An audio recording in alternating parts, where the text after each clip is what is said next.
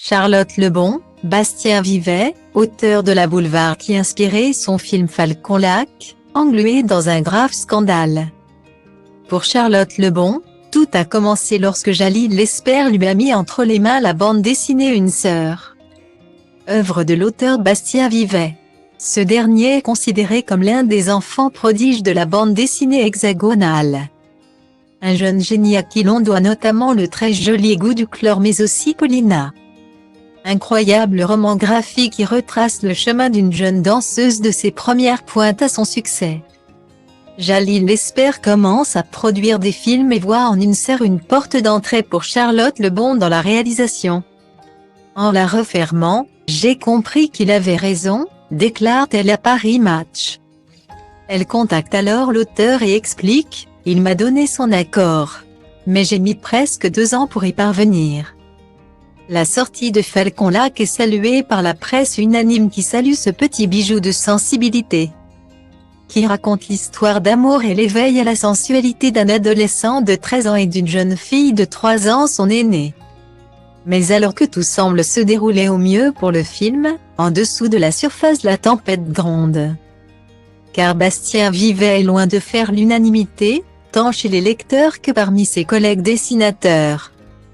L'exposition autour du travail du célèbre dessinateur au Festival d'Angoulême suscite un immense malaise. Car depuis longtemps, le co-auteur de L'Asthman est accusé de banaliser et de faire l'apologie de l'inceste et de la pédocriminalité. En cause, plusieurs de ses ouvrages, dont l'album publié aux éditions Requin marteau La décharge mentale, dans lequel un homme se retrouve au sein d'une famille incestueuse où le père, la mère et leur fille de 10, 15 et 18 ans ont des rapports sexuels. Il y a aussi Petit Paul, un album pornographique dans lequel un garçonnet doté d'un sexe énorme suscite le désir de sa sœur, son institutrice et sa prof de judo. Pour son éditeur Glénat, il ne s'agit là que d'humour débridé. À cela s'ajoutent de nombreuses déclarations tonitruantes que Bastien Vivet assure aujourd'hui regretter, l'inceste. Moi, ça m'excite à mort, avait-il expliqué en mai 2017 au site Mademoiselle.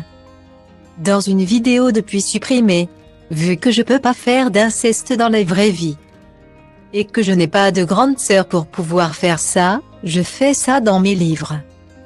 Avait-il ajouté encore dans cette interview réalisée à l'occasion de la sortie de l'album Une sœur. Une pétition lancée en faveur de la déprogrammation de son exposition avait été récemment lancée tandis que les auteurs de bandes dessinées se déchiraient sur le cas Bastien Vivet.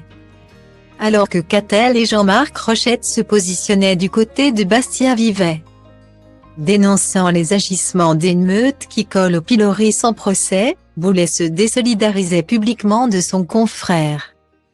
Vivet tient des propos abjects, se comporte comme une merde sur les réseaux et il a fait des dessins à gerber, a-t-il écrit sur Twitter, après avoir assisté à une soirée caritative à laquelle Bastien Vivet avait participé au début du mois de décembre. J'ai dit à l'orga que j'étais dégoûté qu'il soit là ce soir et que ça me faisait chier d'être associé à lui. Guillemet. Le Parisien a finalement annoncé ce 15 décembre que les détracteurs de Bastien Vivet ont obtenu gain de cause. Devant les pétitions, et surtout les menaces physiques proférées à l'encontre du dessinateur, les organisateurs ont décidé d'une annulation pure et simple de l'événement. La polémique, elle, semble loin de s'éteindre.